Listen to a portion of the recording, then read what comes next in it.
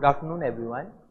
My name is Karan and I am here to talk about all the problems of aptitude and reasoning that were there in previous year examination of CUET.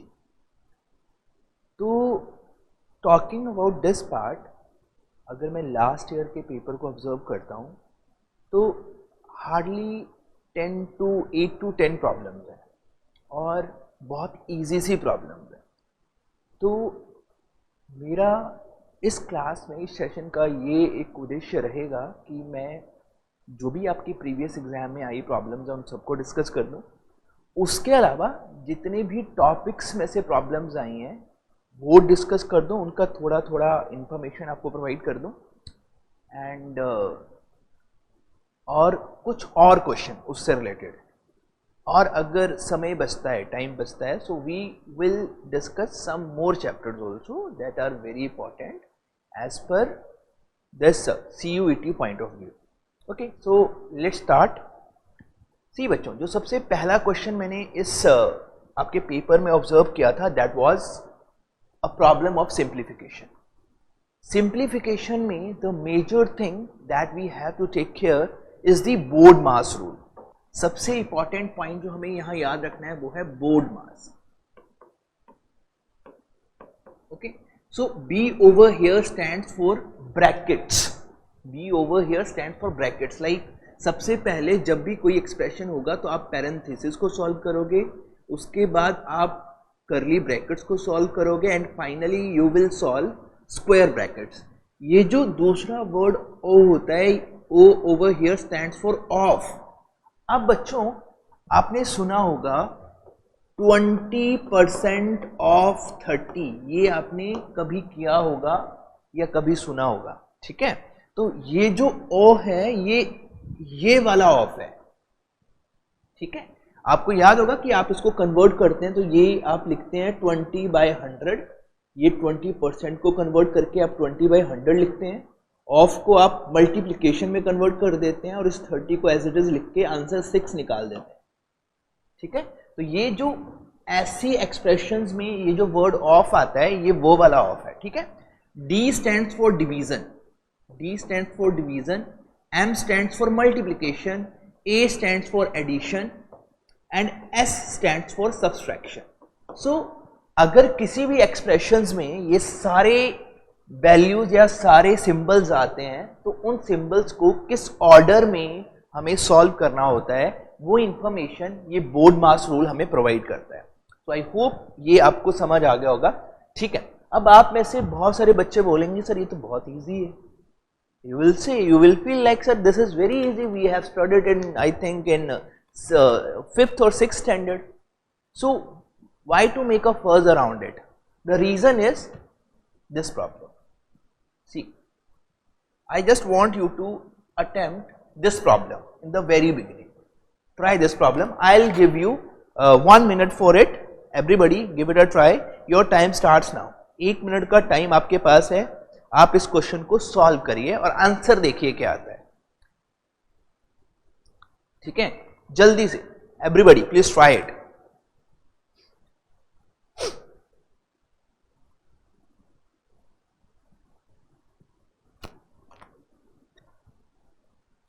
एक ही minute का time है, ठीक है, उससे ज्यादा समय आपको नहीं मिलेगा।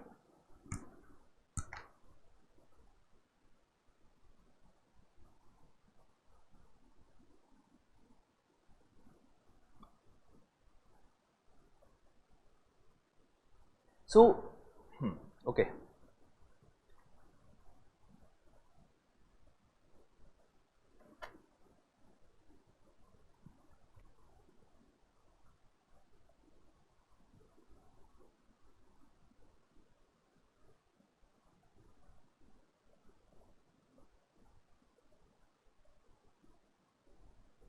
Okay guys, times up.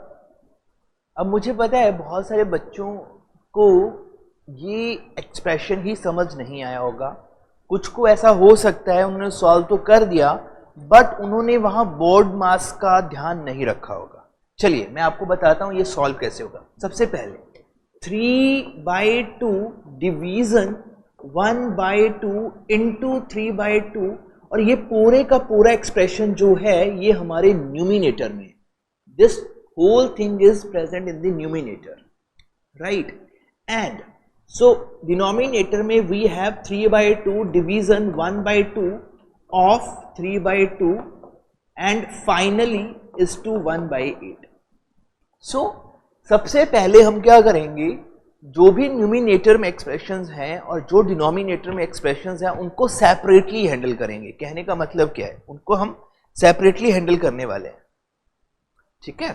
देखो सबसे पहले आप न्यूमिनेटर को देखो तो यहाँ पे डिवीजन है और यहाँ मल्टीप्लिकेशन है।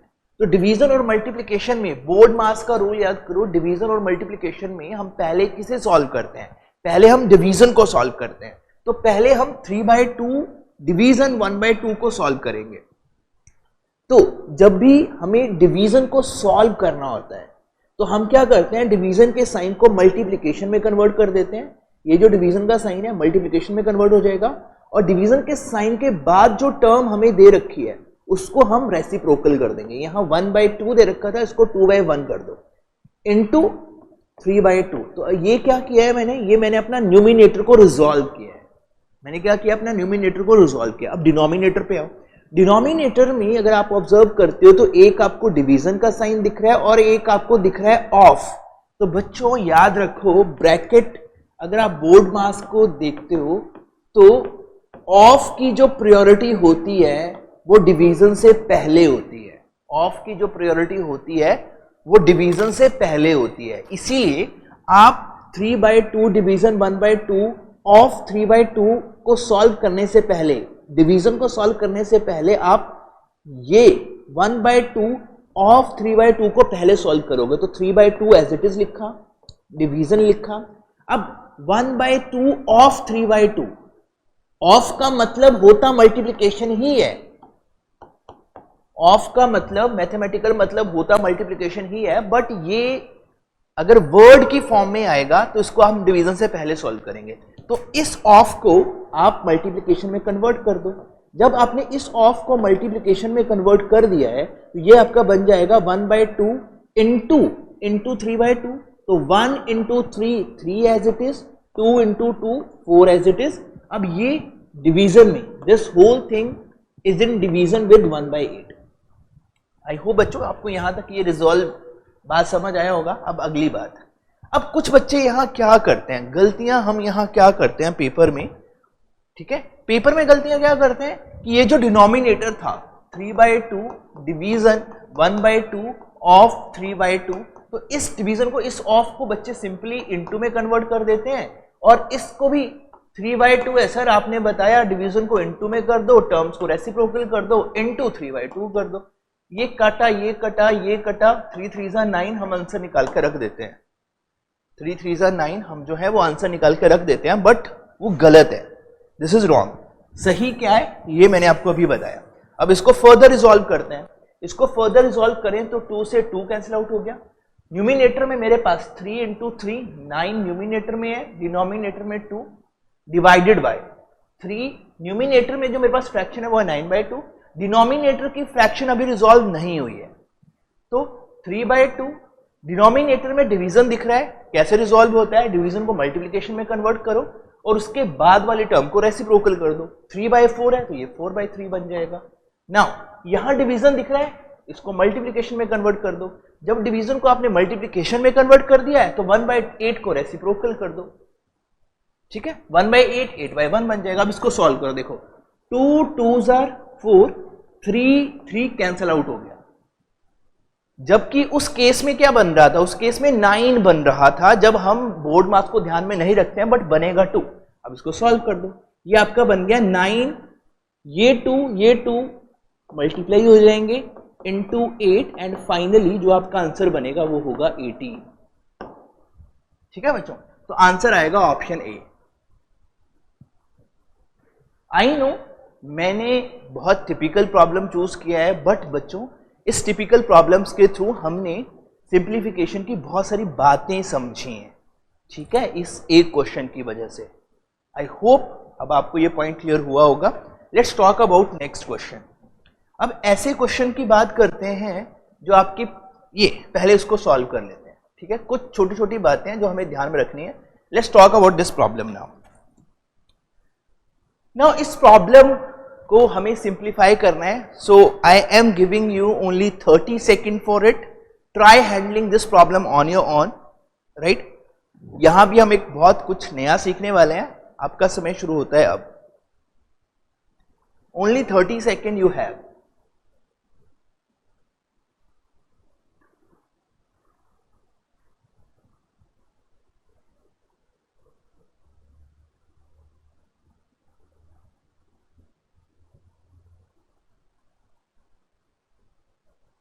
Hurry up, guys. Hurry up. Okay, time's up. Everybody, now please listen to me. यहां ऐसे एक्सप्रेशन को कैसे रिजॉल्व किया जाता है, यहां किन बातों का ध्यान रखना है। तो देखो, हमें दिया हुआ है 32 divided by 243 raised to the power -4/5। देखो पावर में नेगेटिव है। अगर पावर में नेगेटिव है and you want to convert this negative into positive, देखो यहां पावर में नेगेटिव है और आप इस नेगेटिव को पॉजिटिव में कन्वर्ट करना चाहते हैं, then what you can do is, ये जो बेस है 32/243, ये जो बेस है, इस बेस को रेसिप्रोकल करके लिख दो। 32/243 को रेसिप्रोकल करके लिख सकते हो 243/32। इसको रेसिप्रोकल करके लिख सकते हो 243/32। अब ये जो नेगेटिव है ये पॉजिटिव बन जाएगा, बाकी की पावर एज इट इज रह जाएगी।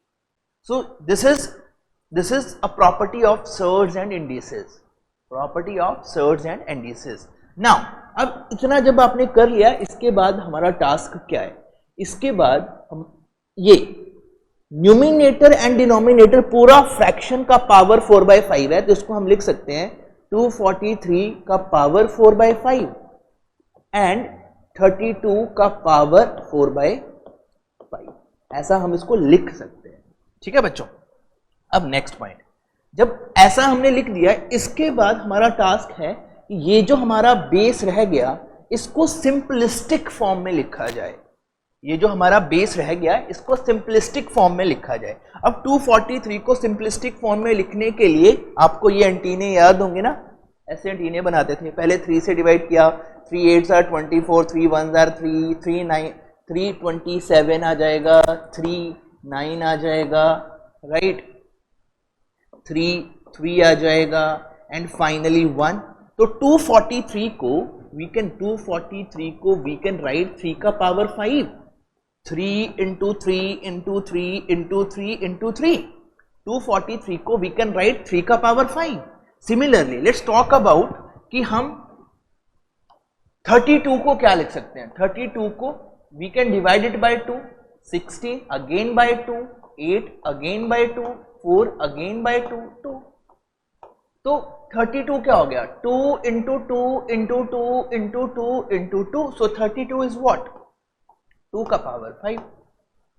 अब ये जो हमने सिंपलिस्टिक फॉर्म में बेसिस को लिख लिया है, इसको वहां रिफिल कर देते हैं। 243 was 3 का पावर 5, so 243 को की जगह हमने लिखा 3 का power 5 and this whole power 4/5 divided by 32 की जगह अब हम लिखेंगे 2 का power 5 and this whole power 4/5 लिख लिया। अब इसके बाद नेक्स्ट स्टेप, इसके बाद हमारा नेक्स्ट स्टेप रहेगा, देखो नेक्स्ट स्टेप में यहां लिख रहा हूं, इसके बाद नेक्स्ट स्टेप 3 का पावर 5 होल पावर 4/5 है, तो इसको हम कर सकते हैं 3 का पावर 5 इंटू 4/5 डिवीजन में। यहां 2 का पावर 5 होल का पावर 4/5 है, इसको हम लिख सकते हैं 2 का पावर 5 इंटू 4/5। अब इसको रिजॉल्व कर दो, 5 से 5 कैंसिल आउट हो जाता है, तो ये कितना बच गया, हमारे न्यूमिनेटर में रह गया 3 का पावर 4, डिनोमिनेटर में 5 से 5 कैंसिल, डिनोमिनेटर में रह गया 2 का पावर 4। अब 3 के पावर 4 का मतलब हुआ 3 को we have to multiply 4 times. जब 3 को अगर आप 4 टाइम्स मल्टीप्लाई करते हो तो 81 आता है। एंड 2 का पावर 4 का मतलब हुआ कि we have to multiply 2 how many times, 4 times, 2 into 2 into 2 into 2, it comes out to be equal to 16. Hence your answer is 81 by 16, that is option D. तो how to convert negative into positive, negative power को positive में कैसे convert करना है, we learn over here, ठीक है। उसके बाद पूरी फ्रैक्शन का पावर हो उसको कैसे हैंडल करना है, राइट। अब इसको इस तरह हम लिख सकते हैं, these are the rules of surds and indices. I hope बच्चों आपको ये बात समझ आई होगी, ठीक है। चलिए, if this is clear to everybody, let's talk about okay, before this, yeah, we can now this one, let's talk about this problem that was there in your exam. देखो आपके एग्जाम में बहुत इजी सी problems आएंगी, तो आपने घबराना नहीं है, प्रॉब्लम को अच्छे से पढ़ना है, ठीक है, और आराम से सॉल्व करने की कोशिश करनी है। देखो कितना इजी क्वेश्चन है, यहाँ लिखा है इसको सॉल्व करो, x का वैल्यू निकालो। इसका मतलब क्या है, देखो 10 स्क्वायर, हमारे पास एक्सप्रेशन क्या दे रखा है, 10 स्क्वायर प्लस 7 स्क्वायर प्लस 243, अभी सॉल्व किया हमने, 243 का power 1/5 equal to x square plus 5।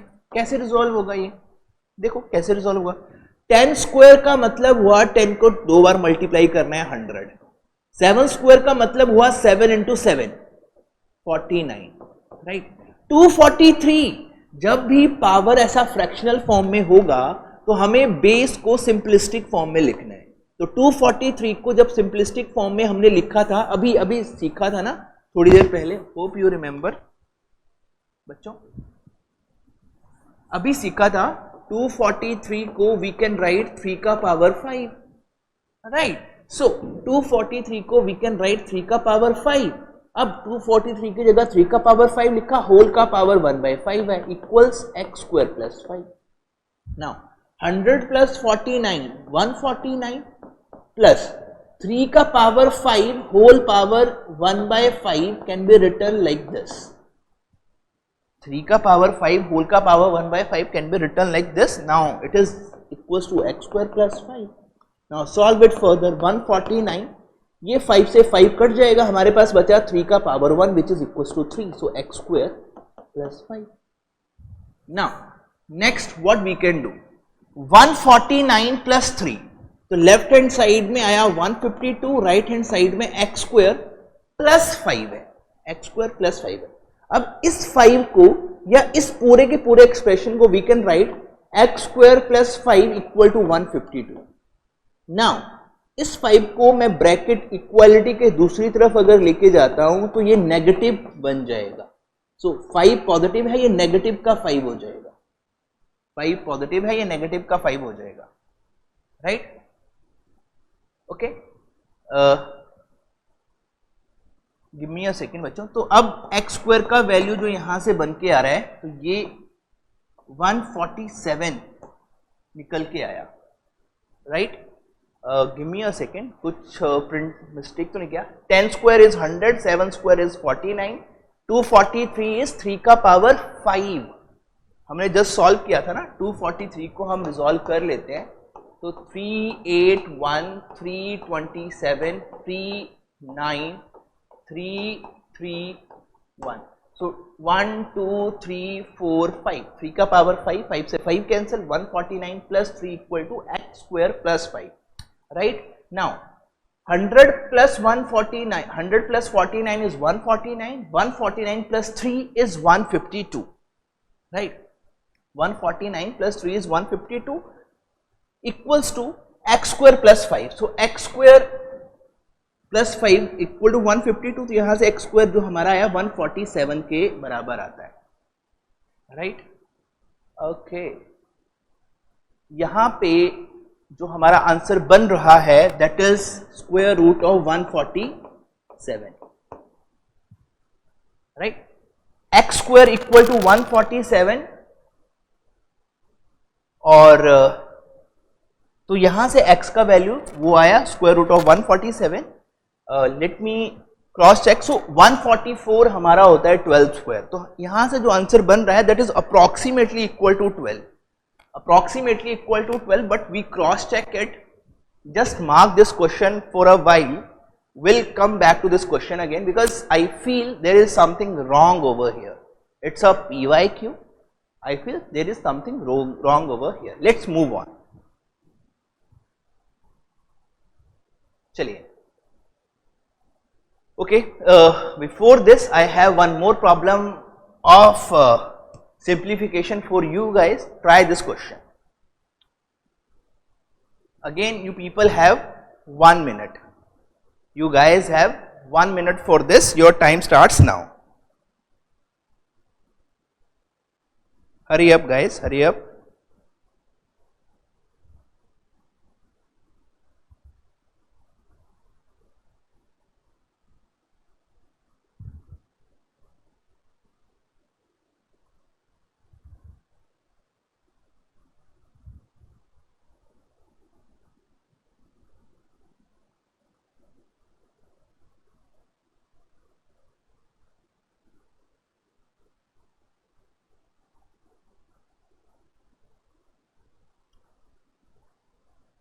Hurry up guys, hurry up.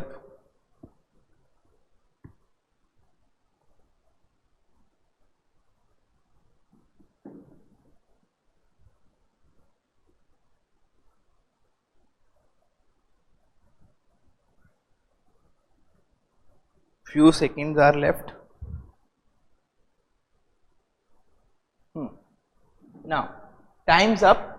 Everybody, now please pay attention. See. Again a similar kind of problem is there. So इसको करने का बच्चों बहुत सारे तरीके हैं. पहला कि make yourself very comfortable with different kind of calculation. So देखो यहाँ 48. Now try to understand. Division है एंड पॉजिटिव साइन है एंड मल्टीप्लिकेशन है. तो डिवीजन, पॉजिटिव साइन और मल्टीप्लिकेशन में सबसे पहले जो हैंडल होता है वो है डिवीजन. तो 0.48 डिवीजन 0.12 का मतलब हुआ 0.48 डिवाइडेड बाय 0.12. इतना लिख लिया.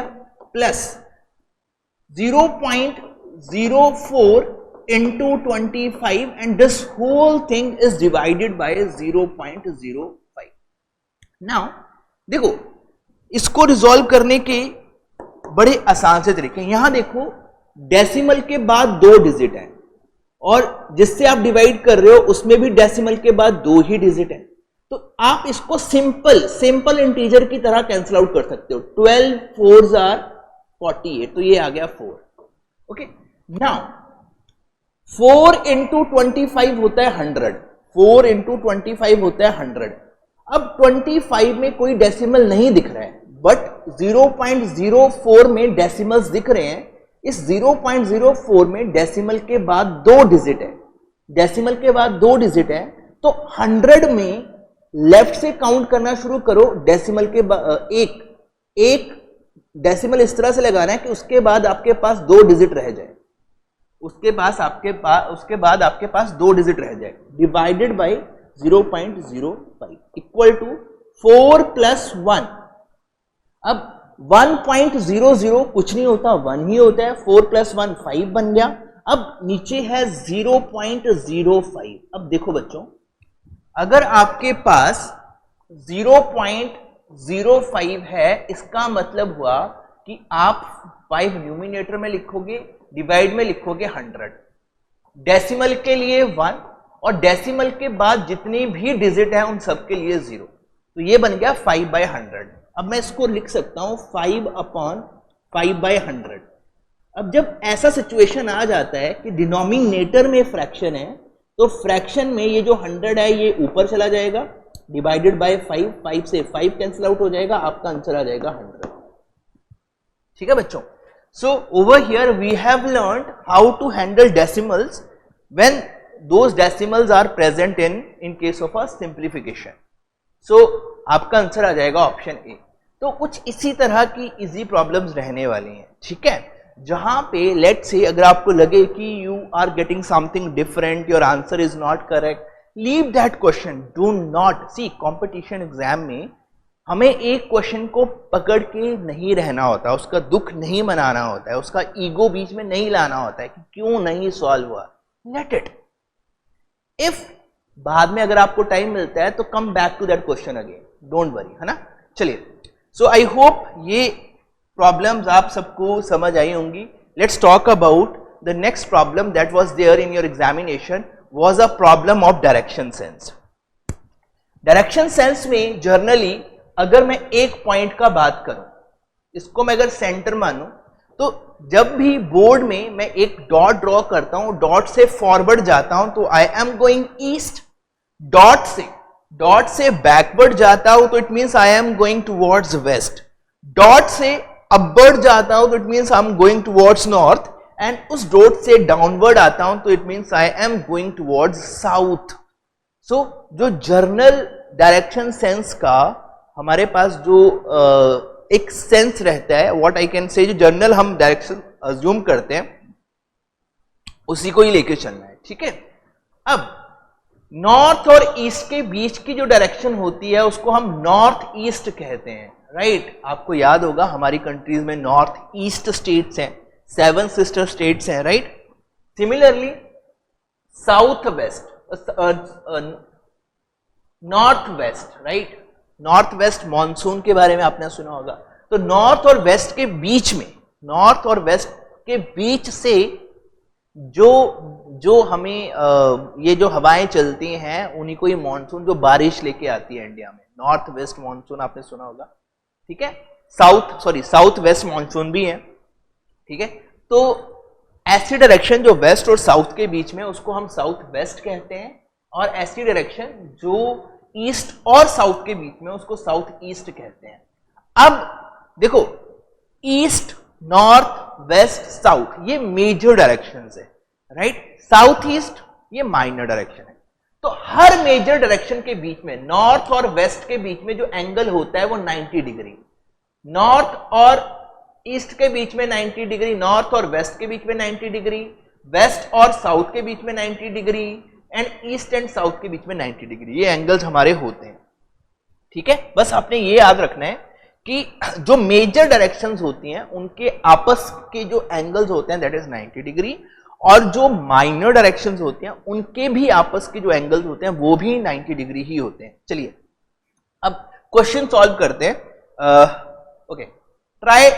एक और बात जो हमें डायरेक्शन सेंस के क्वेश्चन में ध्यान रखना होता है वो है योर पाइथागोरस थ्योरम।